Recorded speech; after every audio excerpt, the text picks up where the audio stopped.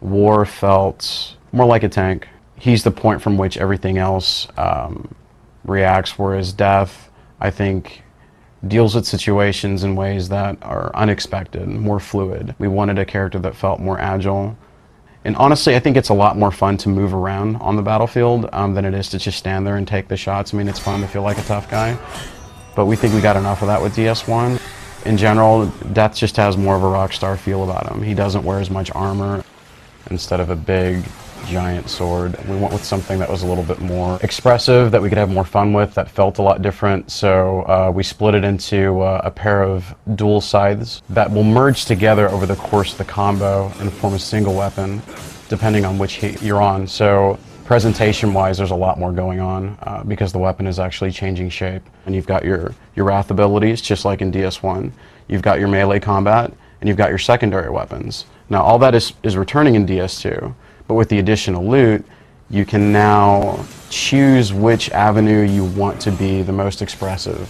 So if you like using Wrath abilities, if you like feeling like more of a spellcaster, there's going to be loot that you can equip that's going to make that a lot easier for you, so that you're not going to run out of Wrath as often on the battlefield as you normally would. But if you really like the primary weapons, there are going to be stats on the loot that help the primary weapon experience, increasing the damage that's done. And we're also adding other RPG elements along with loot, a full stat system. So you're going to have primary stats like strength and agility that are going to affect your character's performance with specific items. Another major change between the two games is the addition of a skill tree. So you're going to have to look for synergy between the equipment that you use and the skills that you choose, so that you can build something that works well together. And I think your experience is going to vary quite a bit from someone else that's playing the game. If you wanted a play experience that was similar to DS1, where you've got that big, huge, heavy weapon, that's what we're offering players. To give you an example,